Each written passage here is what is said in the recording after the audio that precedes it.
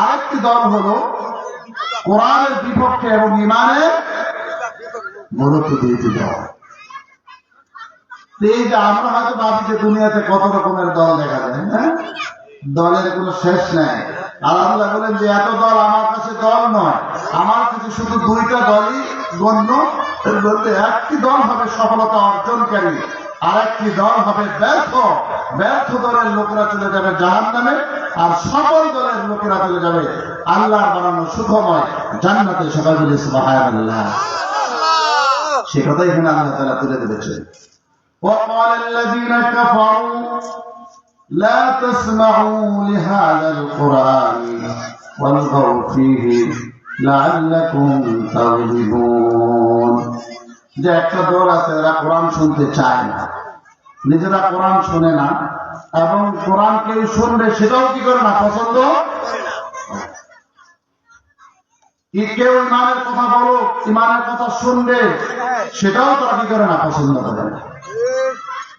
আরেকটা দল আছে তারা কোরআনের কথা, ইমানের কথা শুনলে তাদের মনের ইমান আরো বৃদ্ধি পায়, মনের মধ্যে শান্তি পয়দা হয় যে হায়রে দুনিয়ার মধ্যে কত রকমের কথা শুনি, কত আলোচনা শুনি, একটার মধ্যে তো মনের শান্তি পাই না। কিন্তু আল্লাহ তাআলার কালামের কথা শুনলেই তো আমাদের মনের কি খোরাক খুঁজে পাওয়া যায়। পাগলের মতো সেখানে তারা ছুটে আসে সেই কোরআন এবং হাদিসের কথা শোনার জন্য, আল্লাহর কথা শোনার জন্য। ব্যক্তিকে দেখে না, ব্যক্তিকে দেখার উদ্দেশ্য হয় না, উদ্দেশ্য হয় যে কোরআনের কথা হবে আমি শুনবো, নবীজির কথা হবে শুনবো, শোনার পর যদি আমি পারি চেষ্টা করবো আমল করার জন্য। সুবহানাল্লাহ। কোরআনের পক্ষের লোকের কথা।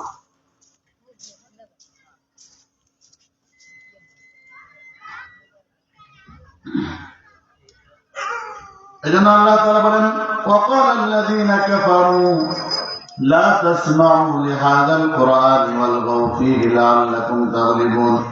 কাফেররা বলে যে তোমরা কোরআন শুনো না, এবং যারা কোরআন শুনতে চায় তাদেরকে কোরআন শুনতেও দিও না। সবাই বলি নাউযুবিল্লাহি।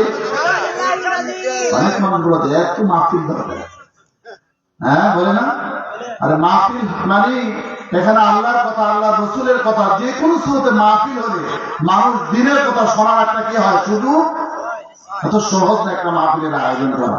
যারা আয়োজন করে ওনারা দীর্ঘদিন আগের থেকে এটার চেষ্টা লেগে থাকে। এত সহজ কথা নয়। আমরা যদি সহজভাবে সুরত পেয়ে শুনতে না আসি তাহলে আমাদের ভাগ্যটা কেন দুর্ভাগ্য। মনে রাখতে হবে ভাইয়েরা আমার, আমি যেহেতু মোমেন, ইসলামের হকদার, ইসলামের অনুসারী দাবি করে থাকি, এজন্য কোরআনের মাহফিলে আমাদেরকে অবশ্যই চলে আসা উচিত, শেষ পর্যন্ত থাকা উচিত। আমরা এই এলাকায় যে পরিমাণ লোক বসবাস করি সেই হিসাবে আমরা খুবই কম মানুষ এখানে এই প্যান্ডেলের ভিতরে আছি। আবারও আমি দাওয়াত দিয়ে আপনারা চলে আসুন, অন্যান্য অতিথিরা আলেমরা যেন আমাদের প্রতি কোনো খারাপ ধারণা না করতে পারে, যেন এলাকার মানুষ ইসলামের কথা শুনতে চায়। কোরআনে কারিমে আল্লাহ বলেন কোরআন তোমরা শুনিও না এবং কোরআন দিও না। কোরআন তেলাওয়াত হলে যে সেটাকে তোমরা গন্ডগোল করো, অলগাউ ফিহি লাআল্লাকুম তাগলিবুন, তাহলে তোমরা বিজয় অর্জন করতে পারবে। সবাই বলি নাউযুবিল্লাহি মিন যালিক। কাফেররা বলে, কাফেরের লিডার ছিল আবু জাহেল। আপনার নাম শুনেছেন, সবচেয়ে প্রসিদ্ধ নাম মক্কার আবু জাহেল।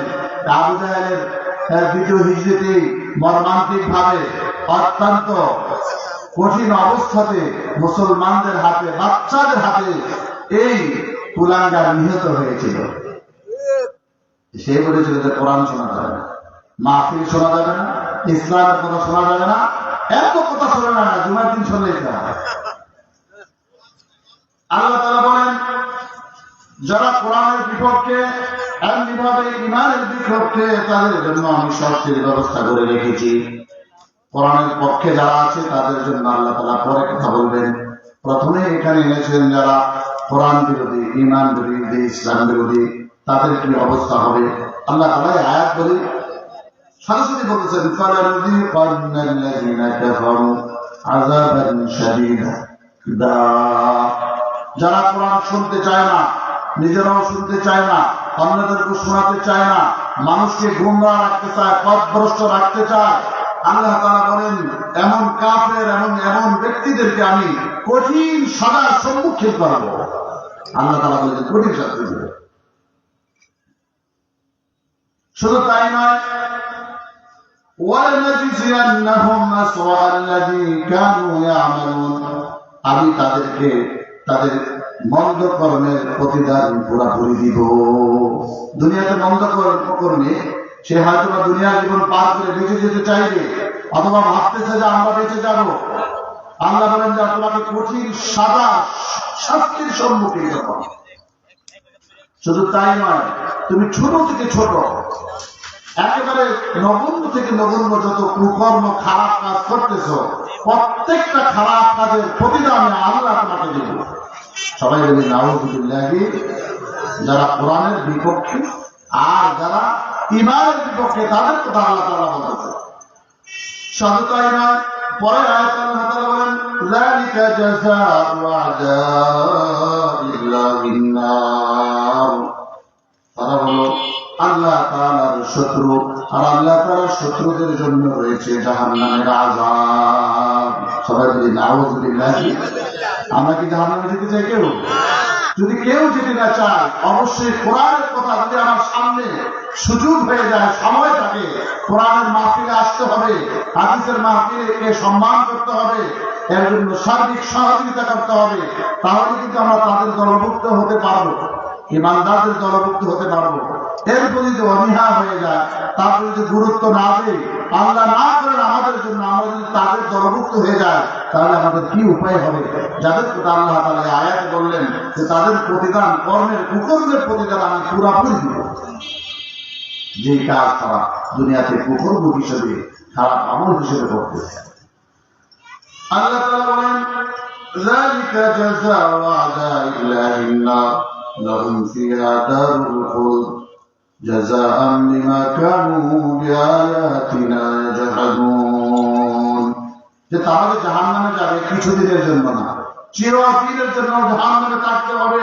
শুধু তাই নয়, জাযাআন বিমা কানু বিআয়াতিনা ইয়াজহাদুন, তাদের এই শাস্তিটা হবে ওই প্রতিদান হিসেবে যে তারা আল্লাহ তাআলার আয়াতকে অস্বীকার করেছিল, আল্লাহ তাআলার আয়াতকে তারা তাদের জীবনে আমল হিসেবে, বিশ্বাস হিসেবে বাস্তবায়ন করে না, সেজন্য আজকে তাদের এই পরিণতি হবে। এই জন্য জাহান্নামীরা কবি নিজেদেরকে নিয়ে কিয়ামতের দিন আফসোস করতে থাকবে, পরিতাপ করবে, আর বলতে থাকবে আল্লাহ হে আমাদের রব, আপনি আমাদেরকে আমাদের পথভ্রষ্ট করার লিডারদেরকে সামনে এনে দেন। একজন মানুষ নিজে নিজে অপকর্ম করে, খারাপ কাজ করে, পাশাপাশি সে আরো বেশি খারাপ কাজে লিপ্ত হওয়ার জন্য তার চেয়ে বড় আরো নেতাকে খুঁজে বের করে, অথবা নেতা তাকে খুঁজে বের করে দেয়। এখন নেতারা যাবে জাহান্নামে, সাধারণ মানুষরাও জাহান্নামে যাবে। যারা নেতাদেরকে অনুসরণ করেছিল তাদের মনের কথাটা আল্লাহ তাআলা এখানে তুলে ধরতেছেন। তারা কি বলবেন হাসরের ময়দানে? وقال الذين كفروا ربنا أرنا الذين أضلانا من الجن والإنس। তারা বলবে, কাফেররা বলবে, হে আমাদের রব, আপনি আমাদেরকে দেখাই দেন এই সমস্ত ব্যক্তিদেরকে, মানুষ এবং জিনদের থেকে, আল্লাযীনা আযাল্লানা, যারা আমাদেরকে দুনিয়াতে পথভ্রষ্ট করেছিল। যারা আমাদেরকে দুনিয়াতে পথভ্রষ্ট করতো, আমরা পথভ্রষ্ট করতে চলতাম, যারা আমাদের নেতা ছিল, লিডার ছিল, তাদের কথায় আমরা অপকর্মে লিপ্ত হয়েছি, কোরআন সুন্নাহর বাহিরে জীবন যাপন করেছি। আল্লাহ কি তাদেরকে দেখায় দেন আমাদেরকে? তোমাদেরকে দেখাবো কেন? আল্লাহ নিজে নিজে অপকর্ম করেছি, তার চেয়ে বড় অপকর্ম করেছি নেতাকে অনুসরণ করে, আমাদের লিডারকে অনুসরণ করে। সেই লিডারদেরকে যদি আজকে একটা পা দিয়ে লাথি না দিতে পারবি, তাহলে আমাদের মনের কোনো শান্তি থাকবে না। জানি, বুঝতে পেরেছি, আপনি ঘোষণা দিয়েছেন আমরা জাহান্নামী, আমাদের নেতারাও জাহান্নামী, তবে নেতাদের তো এখন দেখতেছি না। আল্লাহ, যারা কোরআনের বিরুদ্ধে আমাদেরকে চালাতো, ইসলামের বিরুদ্ধে চালাতো, এই নেতাদেরকে চাই, আমাদের মনের একটা আশা এই মুহূর্তে পূরণ করতে চাই যে আমাদের পা দিয়ে তাদেরকে একটা লাথি দিতে চাই। নাউযুবিল্লাহ। আল্লাহ তাআলা আমাদেরকে এমন দল থেকে সবাইকে পরিত্রাণ দান করেন। সবাই বলি আমিন। আযাল্লানা মিনাল জিন্নি ওয়াল ইনস, সেই লোকটি হয়তো মানুষ থেকে হোক অথবা জিন থেকে হোক, যে আমাকে পথভ্রষ্ট করেছে, আল্লাহ আপনি তাকে আমাকে দেখায় দেন, আমি যেন আমার পা দিয়ে তাকে একটু অপমান করতে পারি, লাথি মারতে পারি। আপনারা জানেন যে মারের মধ্যে সবচেয়ে নাকি নিম্নমানের মার হলো পায়ের লাথি আর হলো পিছা দিয়ে ঝাড়ু দিয়ে বাড়ি। এই জন্য বলবে জাহান্নামের অনুসারীরা, জাল্লাহ আপনি আমাদেরকে তাদেরকে আমাদের সামনে দেন না, যার ঘুমা তাহলে আকদামিনা, আমরা আমাদের পায়ের নিচে তাদেরকে আনবো, পা দিয়ে লাথি মারবো, লিয়াকুনা মিনাল আসফালিন, যাতে করে তারা সবচেয়ে বেশি অপমানিতদের অন্তর্ভুক্ত হয়ে যায়। আল্লাহ তাআলা এই জাহান্নামীদের মনোবাসনা পূরণ করবে, তাতে কোনো আশাকে তো পূরণ হবে না। ঠিক আছে, জাহান্নামীদেরকে সেদিন সাধারণ জাহান্নামীরা তাদের লিডার নেতাদেরকে এরকম কি করবে, আঘাত করতে থাকবে, পা দিয়ে আল্লাহ তাআলা এতটুকু তাদেরকে কিন্তু সুযোগ দিবে। এরপর ওই লিডাররা বলবে যে, হে ভাই আসলে তোমার আমাদের লাঠি দিয়ে আর কি হবে, আমাদেরকে অপমান করে আর কি হবে, আমাদের যে অবস্থা তোমাদের একই অবস্থা, আমাদেরকে আর লাঠি দিয়ে কি হবে, সবচেয়ে বড় অপমানিত এবং সবচেয়ে লাঞ্ছিত তো আমরাও হয়েছি, তোমরাও হয়েছো, কাজে আমাদেরকে তো লাঠি দিয়ে কোনো লাভ নেই। কিন্তু আল্লাহ তাআলা তাদেরকে সুযোগ দিবে করার। বলার উদ্দেশ্য হলো আল্লাহ তাআলা পরপর এখানে 3-4টি আয়াতে জানালেন যারা জাহান্নামী হবে তারা হবে কোরআন বিরোধী। তারা কি হবে? ইসলাম বিরোধী, হাদিস বিরোধী, এক কথা তারা হবে আল্লাহ বিরোধী। কি বিরোধী? আল্লাহ এবং আল্লাহ রসুলকে সাথে নিয়ে যারা চলতে চায় তারা ইসলামের পক্ষে থাকে, ইসলামের কথা বলে, আল্লাহকে রাজি করার জন্য তাদের মনের সকল চেষ্টা, তার সকল লক্ষ্যকে তারা পুরা করার চেষ্টা করে। এই জন্য আমরা যেন তাদের দলভুক্ত না হয়ে আমাদেরকে সজাগ দৃষ্টি রাখতে হবে। আমরা যারা ইমানদার আমরা অবশ্যই জান্নাতের আশা রাখি, আল্লাহ তাআলার রাজামন্দির আশা রাখি, আল্লাহ তাআলাকে খুশি করব, সেই খুশির মধ্য দিয়ে আমরা জান্নাত লাভ করতে পারবো। অন্যথায় আশা শুধু আশা জায়গা থেকে যাবে, আমাদের জীবনে আশা পূরণ হওয়া হয়তো সম্ভব হবে না, অসম্ভব হয়ে পড়বে। এই জন্য আল্লাহ তাআলা জাহান্নামবাসী এবং কোরআন ওয়ালাদের অবস্থাকে বলার পাশাপাশি ঈমানদারদের লক্ষণকে বলেছেন। যারা ঈমান নিয়ে তাদের জীবন যাপন করে, ঈমানের পক্ষে থাকে, কোরআনের পক্ষে থাকে, তাদের পরিণতি কি হবে? কোরআনের বিপক্ষে থাকে আমরা সংক্ষেপে শুনলাম যে তাদের অবস্থা কি হবে। আফসোস করতে করতে হয়তো বা তাদের সেই জাহান্নামে দিতে হবে, একে অপরকে বকাবকি গালিগুলোজ করবে, কিন্তু পরিশেষে জাহান্নাম ছাড়া তাদের কোনো উপায় আর থাকবে না। এগুলো কোরআনের বিপক্ষে লোক, ঈমানের বিপক্ষে যারা আছে তাদের অবস্থা। সাথে সাথে আল্লাহ তাআলা মুমিনদের ব্যাপারে বলেছেন, ইন্নাল্লাযীনা ক্বালু রাব্বুনাল্লাহু সুম্মা ইসতাকামু তাতানাজ্জালু আলাইহিমুল মালায়েকা। জাহান্নামের কথা শুনলে মুমিনরা বেহুশ হয়ে যায়, অস্থির হয়ে যায়। দুজকের কথা শুনলে, আযাবের কথা শুনলে তাদের মনে ভয় লাগে। সাথে সাথে আল্লাহ তাআলা বলেন, বান্দা তুমি যদি আমার প্রতি ঈমান এনে থাকো, কোরআনকে ভালোবেসে থাকো, রাসূলের হাদিসকে ভালোবেসে থাকো, ইসলামকে ভালোভাবে গ্রহণ করে থাকো, তাহলে তোমার কিন্তু কোনো ভয় নাই, কোনো চিন্তা হবে না। সবাই বলি সুবহানাল্লাহ।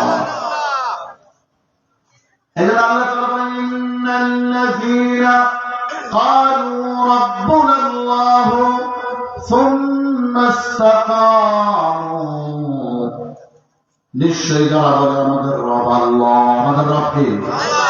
আমাদের রব আল্লাহ, যারা যারা আল্লাহকে যারা একবারে স্বীকার করে নিয়ে কালিমে তাইয়্যিবা পড়ে মুসলমান হয়েছে, তারাই বলে আমাদের রব হলো আল্লাহ।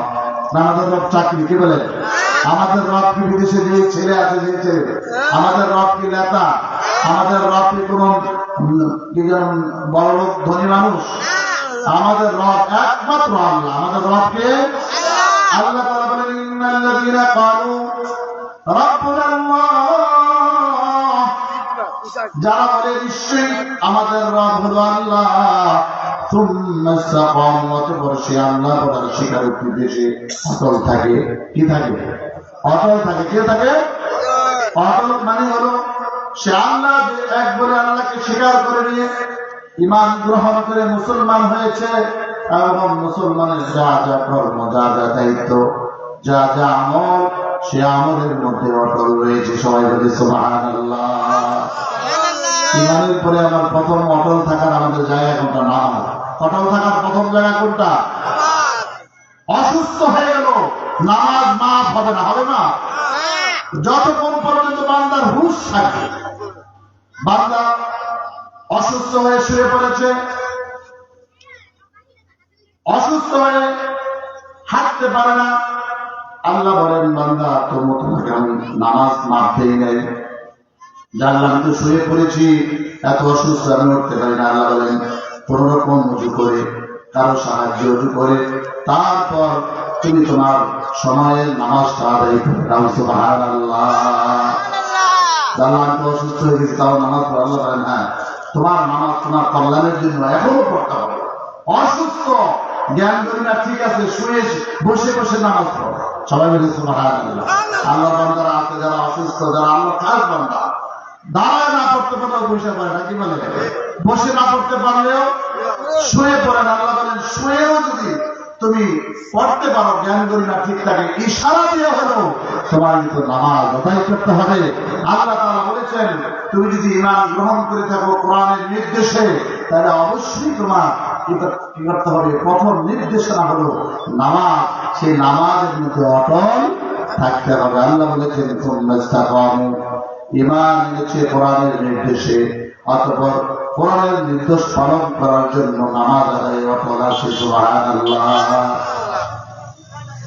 মানুষ মুসলমান জাতি আজকে আমি যতটুকু বুঝি, আমার মনে হয় শতকরা 2% এখন 5 ওয়াক্ত নামাজে হয়। 2% ইসলামের বিপ্লব দেশে কিভাবে হবে বলেন? আমরা তো সবাই চাই ইসলামী দেশ হোক, কোরআনের দেশ হোক, ইসলামী রাষ্ট্র হোক। কেমনে হবে? আমরা তো বাস্তবে তো আল্লাহকে দেখাই না, তাহলে ইসলামী রাষ্ট্র হবে কিভাবে? আমরা খালি আলেম আমাদেরকে বলে ওনারা এক হয় না, এক হয়। ঠিক আছে, এক হয় না, এটা তাদের একটা দোষ, আমি এটা মেনে নিলাম। কিন্তু আমরা যে অন্যান্য আমলে এক হই না, ওনাদের এক হতে হবে, ঐক্যবদ্ধ হতে হবে। আর আমরা যারা আছি সাধারণ সর্বশ্রেণীর মানুষ, 5 ওয়াক্ত নামাজ আল্লাহকে রাজি করার জন্য দৈনিক পড়তে হবে, নাকি বলেন? এখন আল্লাহ তাআলা বলেন আমার বান্দাদের লক্ষ্য ভালো, আমলও ভালো, নিয়ত ভালো, কারণ কাজী তাদের চূড়ান্ত শান্তির জন্য আমি ইসলামী রাষ্ট্র কায়েমের ব্যবস্থা করে দিই। সুবহানাল্লাহ। এই জন্য আমাদের 1 নম্বরে অটল, যে আল্লাহ বলেছেন অটল থাকে ঈমানের উপর, 1 নম্বরে কাজ হলো নামাজে অটল থাকতে হবে। নামাজে যদি কোনো ব্যতিক্রম হয়, রাসূল করিম সাল্লাল্লাহু আলাইহি ওয়াসাল্লাম বলেছেন যার নামাজের হিসাব কিয়ামতের দিন ঠিক হয়ে যাবে, অন্যান্য হিসাবও তার জন্য সহজ হয়ে যাবে। সুবহানাল্লাহ।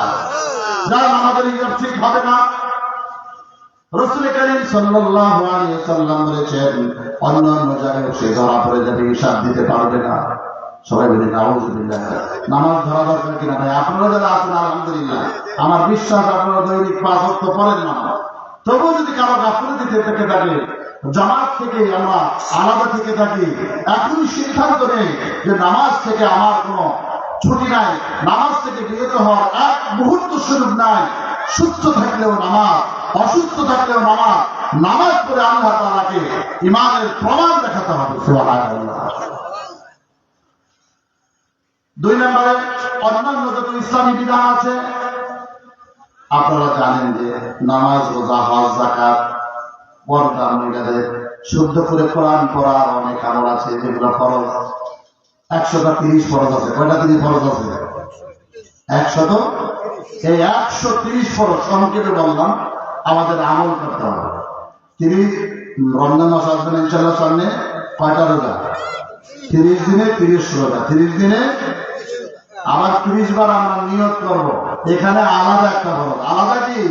প্রত্যেক দিনের জন্য আলাদা আলাদা একটা ফরজ। তাহলে 30 কত হবে?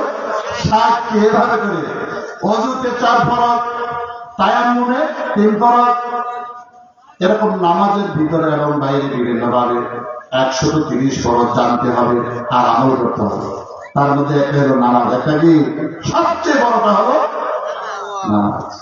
এভাবে করে যদি আমরা আমাদের জীবনকে পরিপূর্ণ রাখতে পারি, আমার জীবনকে অটল রাখতে পারি ইসলামের পথে, আল্লাহ তাআলা বলেন বান্দা তুমি আসলে সার্থক হয়ে যাবে, সফল। সে কথা আল্লাহ তাআলা আয়াতের পরের জায়গায় তুলে ধরেছেন। যারা বলে যে আমাদের রব আল্লাহ, সুম্মা ইসতাকামু, ইসলামের নির্দেশের উপর সে অটল থাকে, তাতানাজ্জালু আলাইহিমুল মালাইকাতু আল্লা তাখাফু ওয়া লা তাহজানু ওয়া আবশিরু বিল জান্নাতি আল্লাতী কুনতুম তুআদুন। আল্লাহ তাআলা বলেন, বান্দা জেনে রাখো, তুমি যেহেতু আমাকে রাজি করার জন্য, আমাকে খুশি করার জন্য ইসলামের বিধিবিধানকে মেনে অটলতা প্রমাণ করেছ, জেনে রাখো সারা জীবন কষ্ট করেছ। ওযু করতে কষ্ট নাকি বলেন যে শীতকালে ওযু করিয়া, কিন্তু কোন আল্লাহর বান্দা যত শীতই হবে মরে যেতে রাজি, তবু ওযু ছাড়বে না, ওযু করবে। ওযু করে তারপরে সেই শীতকে সাথে নিয়ে নামাজ পড়বে। সুবহানাল্লাহ। আল্লাহ বলেন, আমার মুমিন বান্দারা দুনিয়াতে কোনো সময় খুব সুখ শান্তি অনুভব করতে পারে না। আযান হয়ে গেছে, জোহরের নামাজ পড়তে হবে, জোহরের আযান হয়ে গেছে, আবার কিছুক্ষণ পরে কাজের ফাঁকে আসর চলে আসছে, পর্যায়ক্রমে ঈশা চলে আসছে, এশার নামাজের পরে আরামের ঘুম হারাম করে আবার ফজরের আযান শুনলে সাথে সাথে মসজিদে চলে আসতে হবে। বান্দার শান্তি আছে কি? মানে দুনিয়ার সুখ না, কিন্তু মনের শান্তি আছে। সবাই বলে আলহামদুলিল্লাহ। দুনিয়ার সুখ মুসলমান, প্রকৃত মুসলমানরা চায় না। দুনিয়ার শান্তি কোন রকম বেঁচে থাকার জন্য যতটুকু দরকার এতটুকু চায়, বাকি চায় সবকিছু আল্লাহর জন্য ব্যয় করতে, আল্লাহর জন্য। আল্লাহ তাআলা বলেন, বান্দা তুমি দুনিয়াতে 40 বছর 50-60 বছর জীবন বেঁচে থেকে অনেক কষ্ট করেছ, তোমার মৃত্যুর সময় চলে আসছে, এখন আর আমি তোমাকে কষ্ট দিব না। সবাই বলি সুবহানাল্লাহ, সবাই বলি আলহামদুলিল্লাহ। একটু জোরে বলুন তো আলহামদুলিল্লাহ, মাশাআল্লাহ, জাযাকাল্লাহ। সবাই বলি সুবহানাল্লাহ। এরকম জোরে জোরে বলবেন যারা দূর থেকে আসে।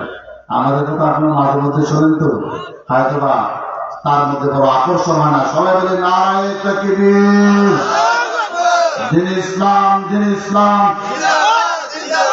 আল কোরআনের আলো, ঘরে বাহিরে জালো, সংসদ ভবনে জালো, অফিসার আদালতে জালো। খালি ঘরে ঘরে জানা হবে? সবার বাড়িতে কিছু কিছু কোরআন তেলাওয়াত হয়, কিন্তু আমার অফিসে তেলাওয়াত হয় না, আমার সংসদ ভবনে হয় না। কোরআন সুন্নাহ অনুযায়ী আমাদের দেশ চলে না, ঠিক কিনা বলে? কতদিন আর ঘরে ঘরে চলবে? ঘরেও জ্বলে না ঠিক মতন, এটাও সত্য কথা। পরিবারে ঠিক মতন জ্বলে না, কিন্তু স্লোগানটা পাল্টা এখন বলতে হবে ঘরে বাহিরে এবং সব জায়গায় চলতে হবে কোরআনের আলো। তাইলে না আল্লাহ খুশি হবে? এক জায়গায় চলতে হবে? তাহলে বলার উদ্দেশ্য হলো, আল্লাহ তাআলা বলেছেন, তুমি সারা জীবন আমাকে মানতে গিয়ে, রাসূলের আদর্শ সুন্নাহ মানতে গিয়ে অনেক কষ্ট করেছো। বান্দা, তোমাকে আমি আর কষ্ট দিতে চাই না। তোমার মৃত্যুর সময় চলে এসেছে। তাতানাজ্জালু আলাইহিমুল মালাইকাতু, তুমি যে মরে যাবা, তোমার মরার সময় কোনো কষ্ট হবে না, অনেকবার সহজ ভাবে। রাসূল কারীম সাল্লাল্লাহু আলাইহি ওয়াসাল্লাম বলেছেন, যারা সত্যিকারী মুমিন মুসলমান, তাদের মৃত্যুটা হবে পিপিলিকা বা পিঁপড়া কামড় দিলে যে কষ্ট এতটুকু। সবাই বলি আলহামদুলিল্লাহ। পিঁপড়া কোনো কোন ব্যাপার দিলেন না।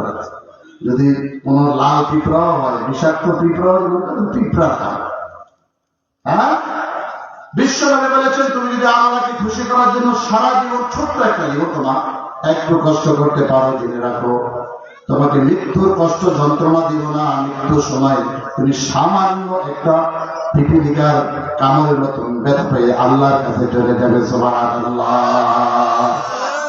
আর আপনারা বারবার আলেমদের মুখে শুনেছেন, যারা কোরআন সুন্নাহ মানে না, সারা জীবন আল্লাহর সাথে নাফরমানি করে, তাদের পরিণতিটা কি হয় আপনারা শুনেছেন। আজকে হয়তো আমরা শুনতে পারবো না, সময় যেহেতু শুনে অবাক। আল্লাহ তাআলা বলে, সারা জীবন তুমি কষ্ট করেছ, তোমাকে আমি আর কষ্ট দিতে চাই না। তোমার মৃত্যুর সময় তোমার সুসংবাদ এবং শান্তির সুব্যবস্থা করা হবে। সুবহানাল্লাহ। মৃত্যু চলতেছে, আল্লাহ তাআলা রহমতের ফেরেশতা পাঠিয়ে দেবেন। ফেরেশতারা যাও, যাও গিয়ে আমার বান্দাকে সান্ত্বনা দাও যে অনেক কষ্ট দুনিয়াতে করেছো, আর কষ্ট করা লাগবে না। অনেক দুঃখ, অনেক বেদনা। আল্লাহকে গালি দেয়, রাসূলকে গালি দেয়, প্রকৃত মুমিনদের অন্তরটা ফেটে যায়। ঠিক না বলে?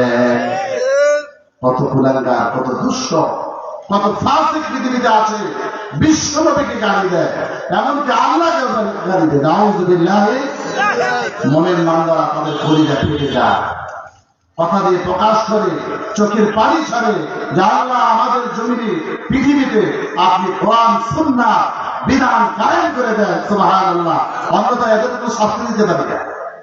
হয়তো মিছিল মিটিং হয়, পরিশেষে এই সমস্ত কুলাঙ্গাররা অমুসলিমদের ইশারা হেফাজতে চলে যায়, তাদের কোনো শাস্তি হয়। ইসলামী রাষ্ট্র চালানো সম্ভব।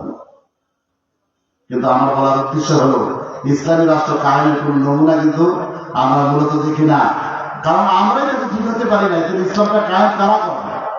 আল্লাহ তাআলা আমাদের সকলকে বোঝা আমল করার তৌফিক দান করেন, সবাই বলে আমিন।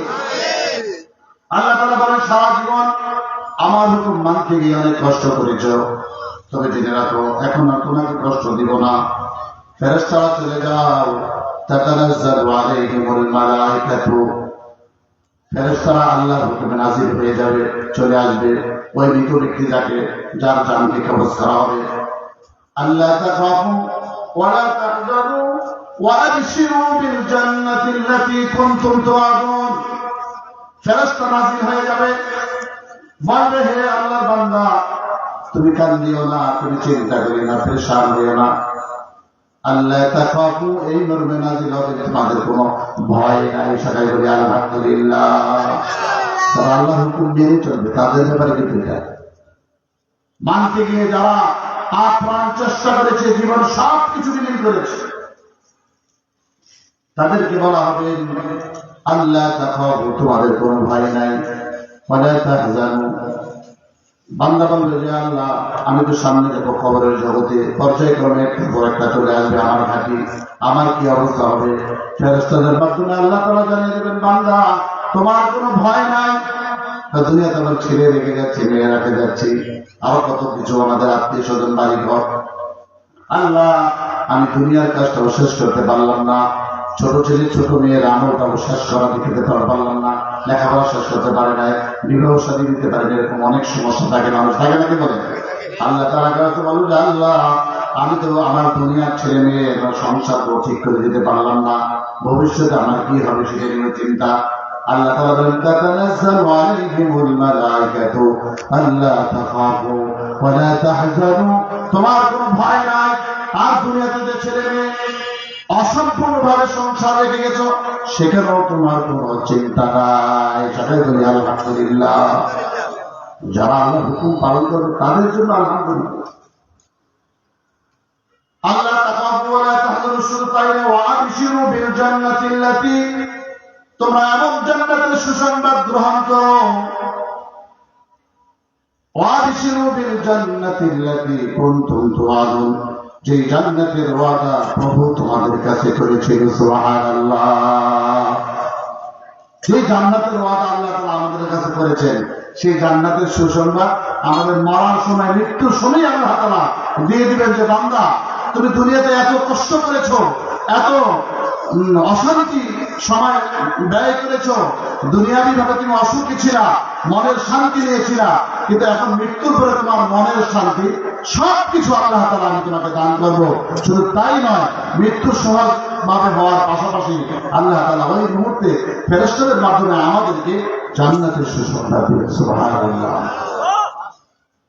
ওয়া আবশিরু বিল জান্নাতি আল্লাতী কুনতুম তুআদুন, এগুলো ফেরেশতারা বলবে। এই কথাগুলো কারা বলবে? ফেরেশতারাই সুসংবাদ জানাবে।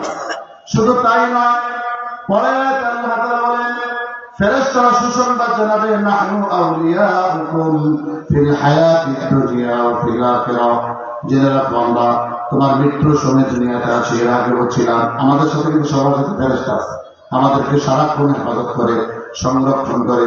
ঘুমাই গেলেও ফেরেশতারা ডিউটি করে আমাদেরকে সংরক্ষণ করার জন্য, হেফাজত করার জন্য। ফেরেশতারা বলবে যে আমরা দুনিয়াতে তোমাদেরকে হেফাজত করার জন্য ছিলাম, এখন মৃত্যু হয়ে যাচ্ছে, তোমার সামনে আল্লাহ তাআলার হুকুমে জান্নাতের নমুনা দেখানো হচ্ছে, দেখাচ্ছি।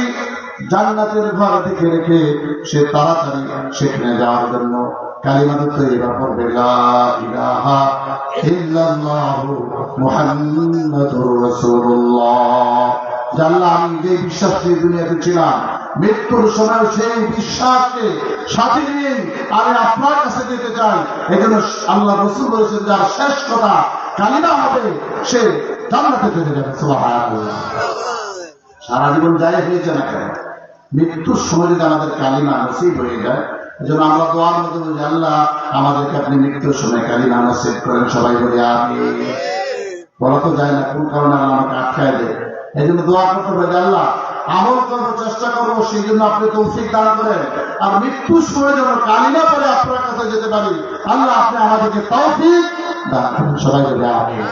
তাহলে আল্লাহ তাআলা বলতেছেন যে বান্দা তোমাকে আমি অনেক কষ্ট দুনিয়াতে দিয়েছি, ফেরেশতাদের মাধ্যমে আল্লাহ তাআলা তখন আমাদেরকে জান্নাতের সুসংবাদ দিবেন।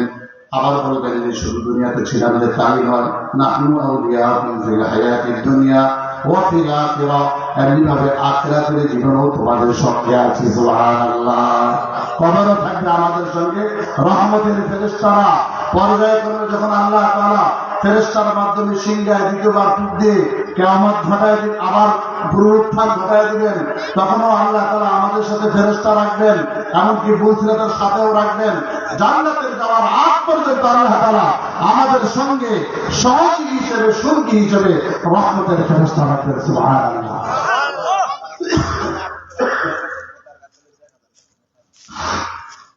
ওয়ালাকুম ফিহা, শুধু তাই না,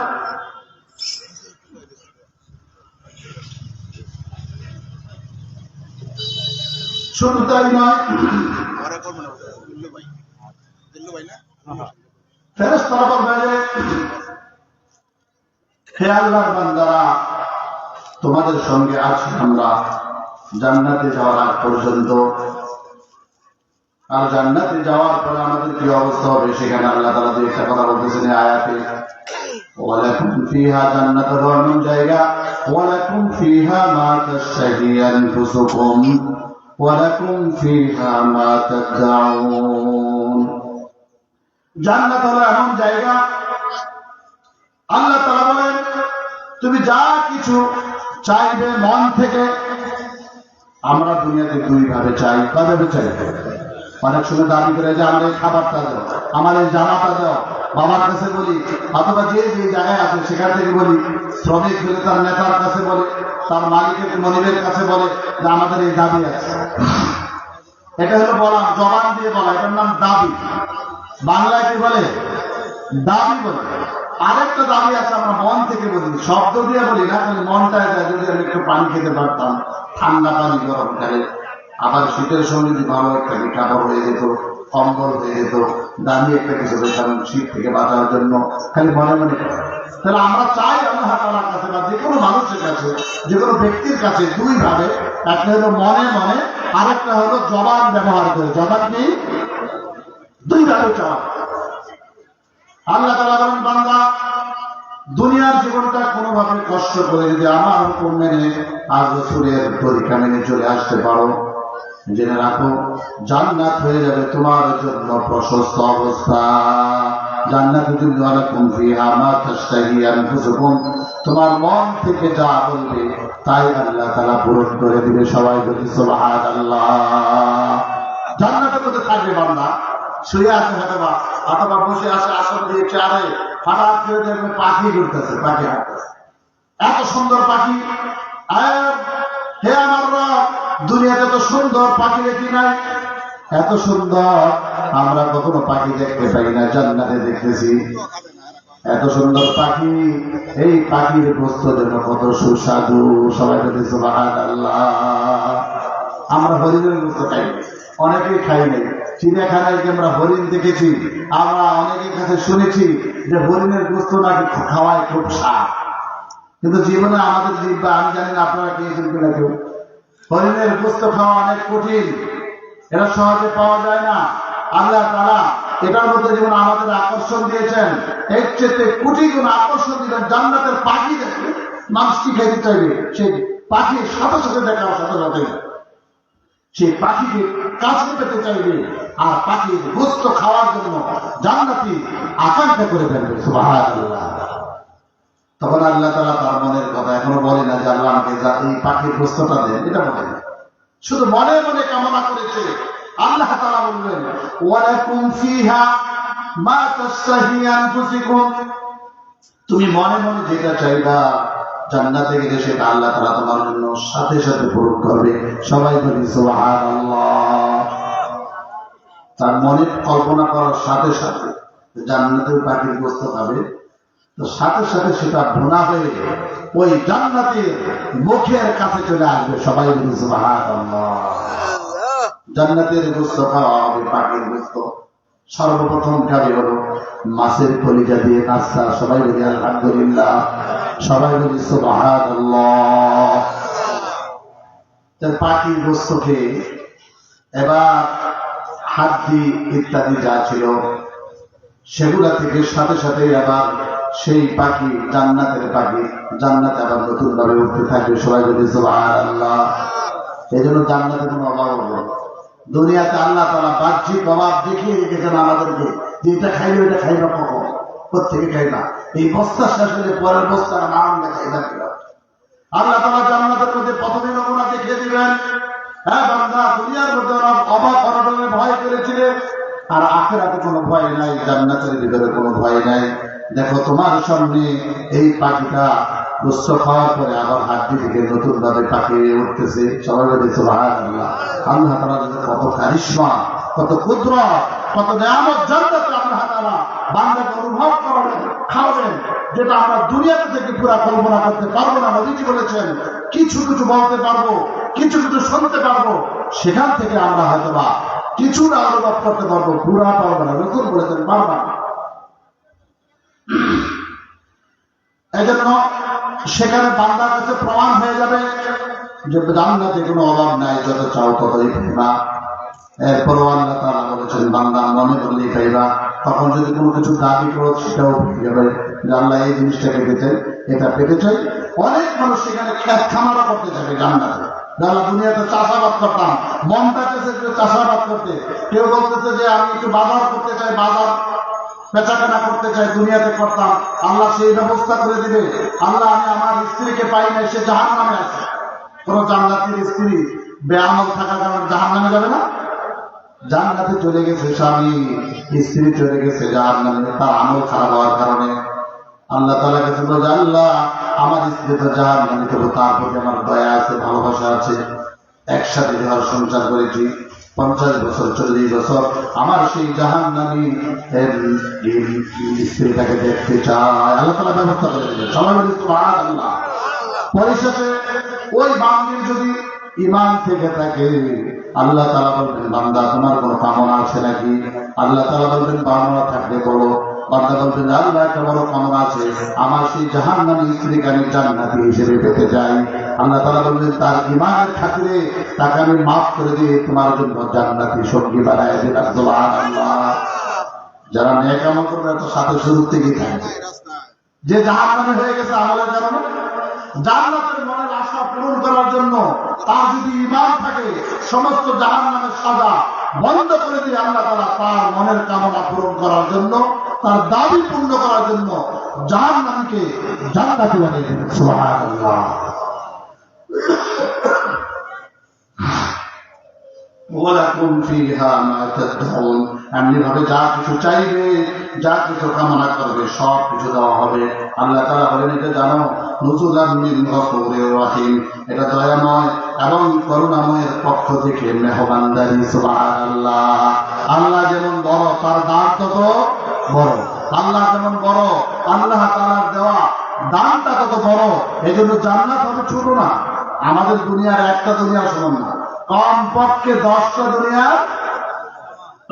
আল্লাহ তাআলা বলেছেন ওয়াসারিউ ইলা মাগফিরাতিন মির রাব্বিকুম ওয়া জান্নাতিন আরদুহাস সামাওয়াতু ওয়াল আরদু উইদ্দাত লিল মুত্তাকিন। সবাই বলি সুবহানাল্লাহ।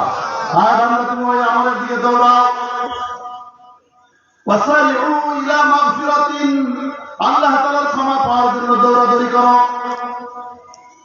ওয়া জান্নাতিন আরদুহা, এবং এমন জান্নাতের প্রতি তুমি ধাবিত হয়ে যাও, দৌড়াও।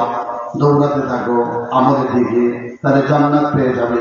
সেই জান্নাতের দিকে দৌড়াও। আরদু হাসসামাওয়াতু ওয়াল আরদু, যে জাহান্নামের, যে জান্নাতের প্রশস্ততা হবে একটা আসমান এবং জমিনের সমান। সবাই যদি সুবহানাল্লাহ। পাঁচ বেশি থাকে না, লম্বা বেশি থাকে, কি বলেন? জান্নাতের পাশের কথা এখানে বলা হয়েছে যে আসমান এবং জমিনের দূরত্ব যতটুকু, বরত্ব যতটুকু, এরকম জান্নাতের হবে তার প্রশস্ততা। সবাই বলে সুবহানাল্লাহ। সেখান থেকে মুফাসসির কিরামগণ জান্নাতের দৈর্ঘ্য লম্বা বের করেছেন যে তার লম্বা কতটুকু হতে পারে। সেখান থেকে বের করেছেন যে জান্নাতের লম্বা কমপক্ষে হবে দুনিয়াটার আসমান জমিনের 10 গুণ সমতুল্য। সবাই বলে সুবহানাল্লাহ। কাজে আল্লাহ তাআলা কিন্তু আমাদেরকে ওইখানে বলেছেন যে তোমরা ওই জান্নাত পাওয়ার জন্য দৌড়াও।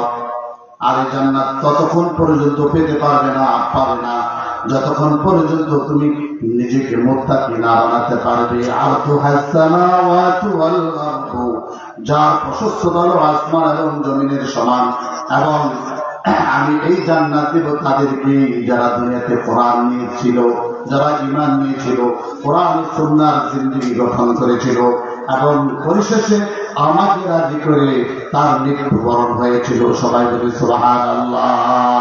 তাহলে মুত্তাকি হতে হবে। কি হতে হবে?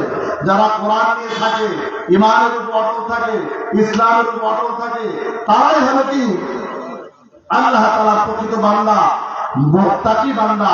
শুধু আলেম হলে চলবে না, হাফেজ হলে চলবে না, শুধু মুসলমান হলে চলবে না। নামের মুসলমান যদি হয় হবে না, নামের আলেম হলেও চলবে না, আমল করতে হবে।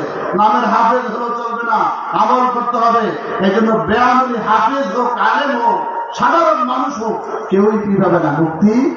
আমলটা সবার জন্য শর্ত জান্নাত পেতে হলে। এই জন্য রাসূল করিম সাল্লাল্লাহু আলাইহি ওয়াসাল্লাম বলেছেন যে মৃত্যু পর্যন্ত তুমি তোমাকে এমনভাবে চলতে হবে যে তুমি একজন পাগল। জান্নাত পাওয়ার জন্য, আল্লাহকে পাওয়ার জন্য পাগলের পেয়ে চলতে হবে। কি বলেন? অনেক মানুষ আছে যে এই লোকটা সারা করে গেলে জিকির করে লা ইলাহা ইল্লাল্লাহ, লা ইলাহা ইল্লাল্লাহ, লা ইলাহা ইল্লাল্লাহ। আজানের সময় হয়ে গেছে, আর কথা বলা যাবে না ইনশাআল্লাহ। আরো কয়েকটা আয়াত ছিল, আমি কথা বলবো চিন্তা করেছিলাম, যেহেতু আজকে ইনশাআল্লাহ। তারপর একটা লম্বা টাইম পেয়েছি। কর্তৃপক্ষকে ধন্যবাদ জানাই। আলহামদুলিল্লাহ, আমাকে আপনাদের এলাকার একজন ইমাম হিসেবে দীর্ঘ সময় কথা বলার জন্য সুযোগ দেওয়ার জন্য বিশেষ করে ফারুক ভাইয়াকে ধন্যবাদ জানাই এবং অন্যান্য কমিটিতে যারা আছেন সবাইকে ধন্যবাদ জানাই। অত্র এলাকার সকল মুসলমান ভাইদেরকে ধন্যবাদ জানিয়ে আমি আমার সংক্ষিপ্ত আলোচনা এই মুহূর্তে শেষ করলাম। আখির দাওয়ানা আলহামদুলিল্লাহি রাব্বিল আলামিন। আপনাদের কাছে দাওয়াত হলো, আমরা একটা কথা সংক্ষেপে বলবো যে আমরা যদি ঈমান নিয়ে মরতে চাই, আমল করবো তো ইনশাআল্লাহ। জান্নাতের সার্টিফিকেট যদি হাতে নিতে চাই মরার পরে, তাহলে আমাদের একটা আমল বিশেষভাবে, সে আমার কথাটা বলে দিই যে আমরা ওযুর শুরুতে সব সময় করবো মেসওয়াক করবো। পারবো না ইনশাআল্লাহ? মেসওয়াক করলে কালিমা পরে লিখতে হবে ইনশাআল্লাহ। আরেকটা আমল হলো ওযুর পরে কালিমায়ে শাহাদাত পড়বো। এই দুটো আমল করতে পারবো না ইনশাআল্লাহ। আল্লাহ তাআলা আমাদের সকলকে আমল করার তৌফিক দান করেন। ওয়া আখিরু দাওয়ানা আলহামদুলিল্লাহি রাব্বিল আলামিন।